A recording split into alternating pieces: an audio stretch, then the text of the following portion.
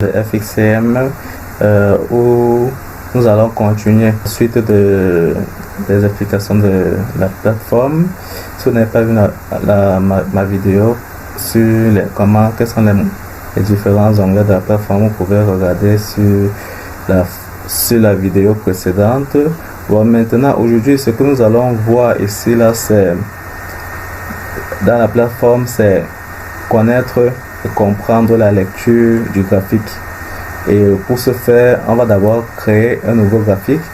Donc on vient ici là, créer graphique.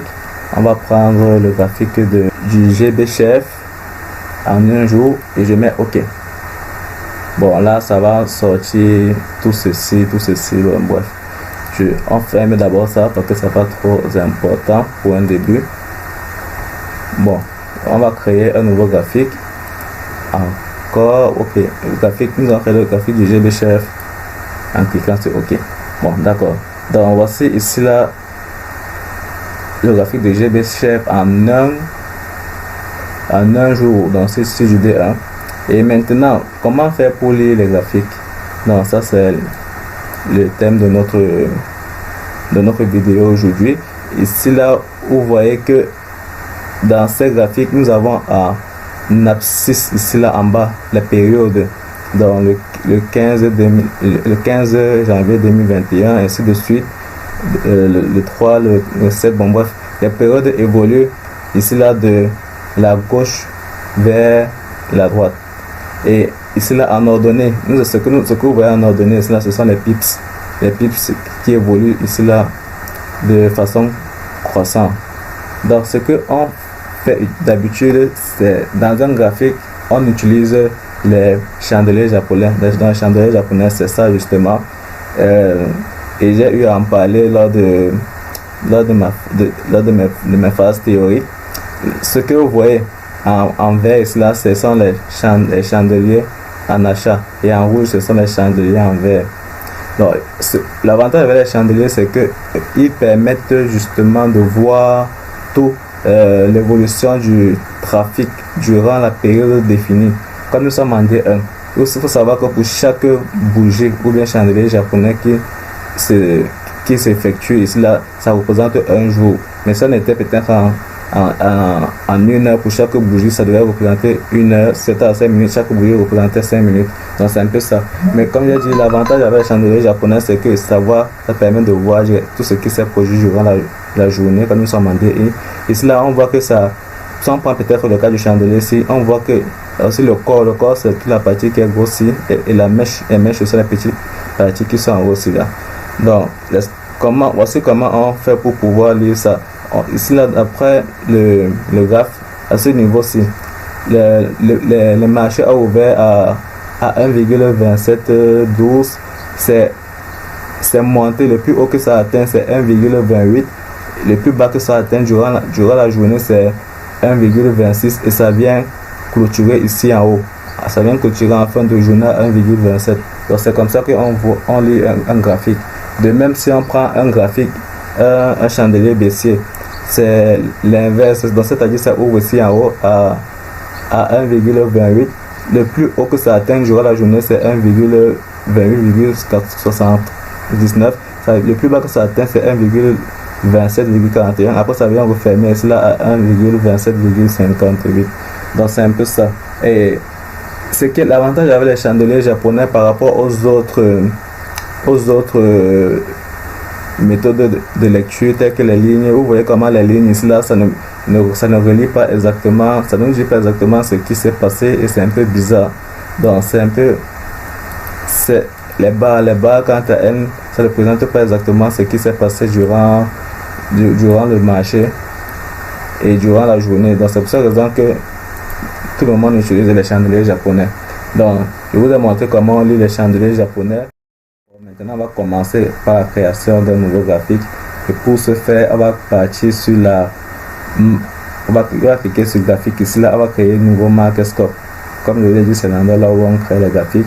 On va cliquer ici là, ça va ouvrir une nouvelle page qui est ainsi. Bon, là il y a beaucoup de graphiques qui vont s'afficher. Bon, là vous fermez d'abord tout ça parce que c'est un peu trop technique, ça embrouille même. Et maintenant à ce niveau-ci, à niveau maintenant, qu'est-ce qu'on va vous cliquer sur fichier, créer graphique. Donc on va commencer avec la paire euro USD. Donc il y a beaucoup de paires, mais on va choisir euro USD. Le temps, on va trader peut-être d'abord en D1. Bon, après on met OK. Voilà la paire euro USD qu'on a créé en D1. Donc c'est-à-dire en une journée. On peut dézoomer pour voir comment ça se passe. Voilà. Donc c'est un peu comme ça. Donc voilà toute la paire là qui est ici là. Bon, ici là, comme j'ai dit, ici là, si vous voulez prendre en vente, vous cliquez sur celle en bas, acheter. Bon, voici les différents time frames, D1, 4 heures, 1 heure, etc. Bon, ça c'est pour changer en chandelier, ligne, mais c'est mieux de rester en chandelier car c'est beaucoup plus intéressant. Ça c'est l'offre, la courbe de l'offre et voici la courbe de la demande.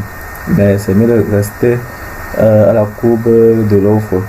Et maintenant ça c'est pour zoomer le graphique, ça c'est pour dézoomer le graphique, ça c'est zoomer par la souris. Donc vous cliquez ici là, vous zoomez ici là, organiser les graphiques verticalement, vous pouvez organiser verticalement. Ça c'est pour recadrer ici là le graphique, ça c'est quand le graphique me dérange un peu, vous pouvez recadrer ici là, bloquer la vue, revoir. Bon, la règle justement qui est importante pour pouvoir bien analyser, voilà, pour pouvoir bien tracer et voir le nombre de pips. Ici là, le nombre de pips ici là c'est 1345 environ. Donc c'est un peu ça. Et les pips, comme je vous ai dit, c'est d'un point A à un point B. Donc si je veux prendre le point A ici là et le point B c'est ici là, donc je vais cliquer ici là, je vais descendre jusqu'ici là et ça me fait un pips de 3539. Donc c'est un peu ça. Et ici là, bon, ajouter les indicateurs qui sont importants, qui est intéressant. Ici là, vous tapez peut-être ici là, moyen mobile. Ici là, moyen mobile c'est EMA. Vous cliquez, vous mettez sur OK. Maintenant, on vous demande de paramétrer. Bon, vous pouvez mettre la moyenne mobile à 50. Bon, là, je vais mettre ça en bleu. On peut mettre la moyenne mobile en bleu et on met OK. Et voilà ça qui apparaît justement. Donc, c'est un peu ça. Et ici là, il y a le RSI. Donc, il y a beaucoup d'indicateurs que vous pouvez mettre. Il y a justement les autres éléments graphiques, ajouter les tendances, ajouter le canal, ajouter le niveau Fibonacci. On va voir ça prochainement. Ajouter le gang, ajouter la ligne. Vous pouvez ajouter la ligne. Ici là, vous faites ce que vous voulez. Vous pouvez ajouter une ligne. Après, vous mettez OK. Vous pouvez ajouter une ligne horizontale, comme ainsi de suite. Après, vous mettez OK. Bon, bref, comme vous voulez. Ici là, ABC, vous pouvez mettre vous pouvez étiqueter les points. Après, vous mettez OK. Et si vous voulez effacer tout ça, vous cliquez sur effacer. Là, vous venez, vous double-cliquez là où vous avez mis ou sous effacer. Donc, c'est un peu comme ça que ça se passe. Bon, maintenant, pour pouvoir prendre un trade, bon, là, comme je l'ai dit, on clique ici là sur buy. Je vais prendre un exemple simple. Vous cliquez sur buy, vu que la courbe, on voit que la courbe est en train de monter. On va cliquer sur buy. Buy ici là, achat. Vous mettez le montant que vous êtes prêt à exposer. Bon, on peut mettre ici là 10. Donc voici la marge que ça va me couper. Si je prends 10, ça va me couper 333. Maintenant, à ce niveau, voici achat, voilà vente. Vous pouvez mettre vente ou bien achat, mais vous prendre en achat. Et si vous voulez mettre le stop loss, le take profit, car c'est très important de mettre ça pour chaque trade. Vous venez ici là, stop, ça veut dire stop loss, et TP, ça veut dire take profit. Donc vous venez, vous mettez le stop loss. Bon, je vais prendre n'importe quoi, par exemple 2000 comme ça, et le take profit, je vais me prendre peut-être 22 000. Et quand vous mettez ça, vous mettez sur OK. Donc voilà ça qui est apparu ici là.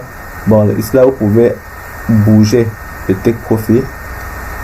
Vous pouvez bouger le take profit ainsi sur le graphique. Après, vous mettez OK. Et le stop loss, vous pouvez aussi le bouger sur le graphique. Vous mettez OK.